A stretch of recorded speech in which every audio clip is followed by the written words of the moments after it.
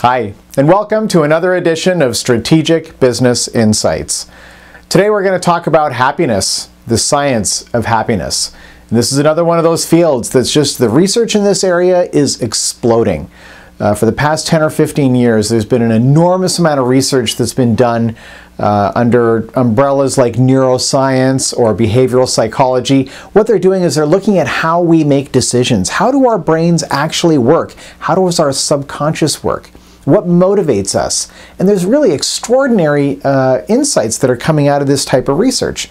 And one of the areas is what makes people happy. If you look at two similar people, but one person's always really in a good mood and the other person's never in a good mood, what actually makes those two people different?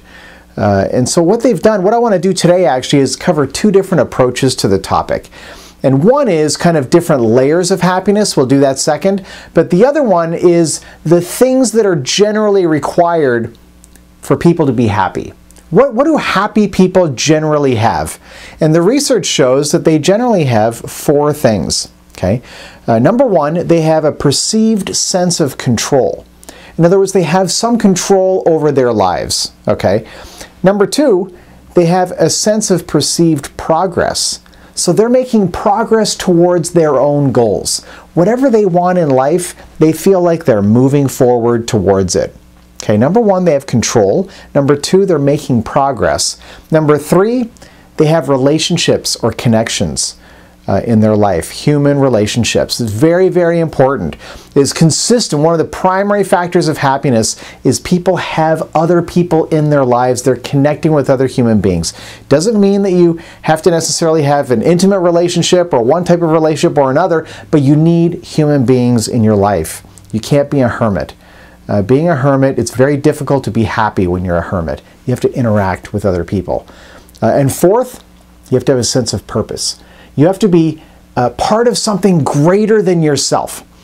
So it's not only about you, it's about others. And there's this selfless quality of having purpose in your life. You're contributing to something where you're not the beneficiary. The beneficiary is somebody else, it's something else. Maybe it's the planet. Maybe you're passionate about saving the planet from an environmental perspective, or it could be other people in your own community, or maybe impoverished communities in the other part of the world. Could be animals, right? Maybe you're a pet lover or an animal lover, and so you're passionate about that, so you're contributing to causes where you're not the beneficiary. Okay? It's a selfless, you lose yourself in it, and you become part of something that's greater than you. Okay? Purpose. So again, sense of control, sense of progress, connection, and purpose.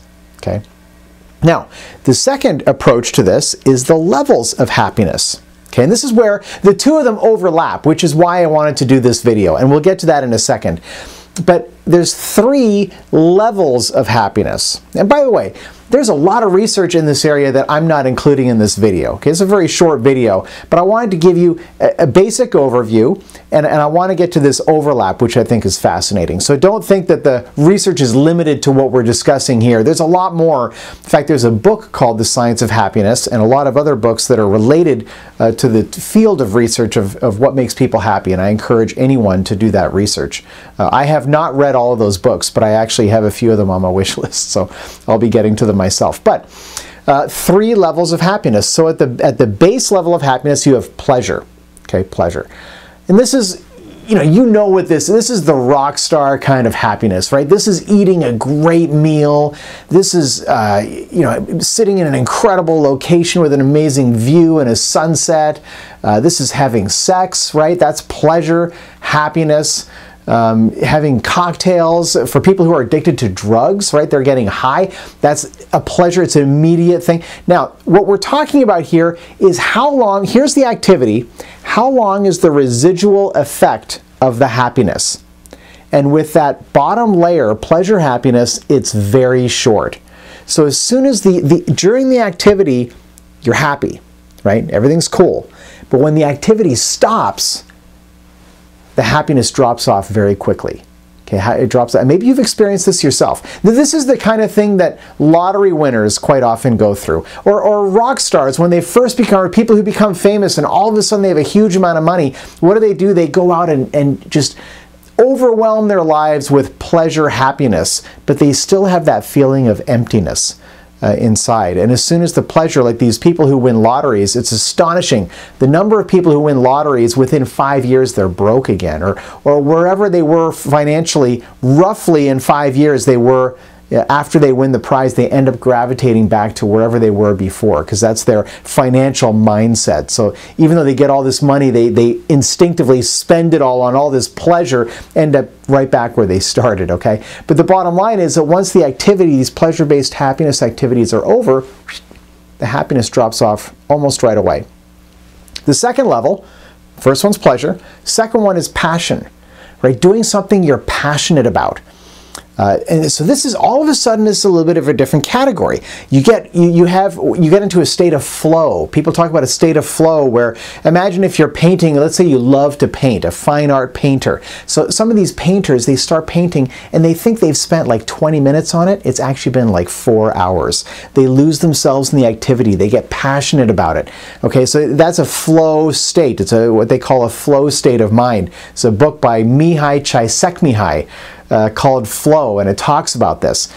So anyway, being passionate about something is areas where you can really sink your teeth into it and lose your sense of time and really get involved. So again, you've got the activity that you're passionate about, and once it's over, the residual effect lasts longer.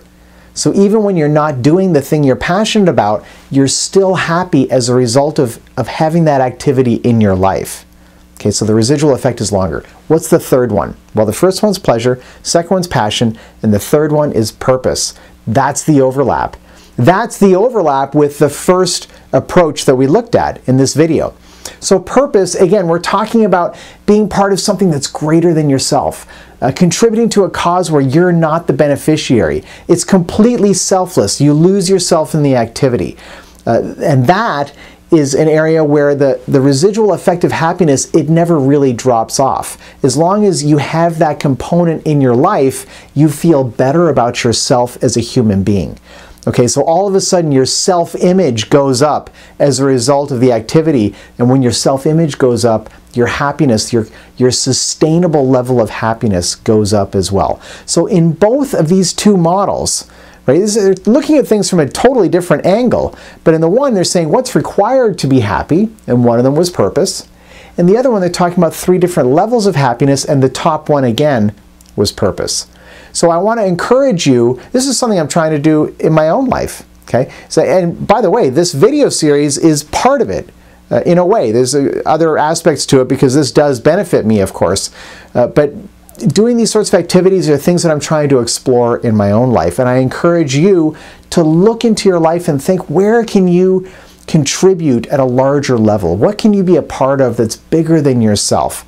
And really make a contribution that has nothing to do with you, but has to do with others or the planet or animals or whatever you might be passionate about helping. It's one of those things that's going to contribute to your happiness, and that's part of a much more enjoyable life. So once again, thanks so much for watching this video. My name is Patrick, reminding you to think bigger about your business, think bigger about your life.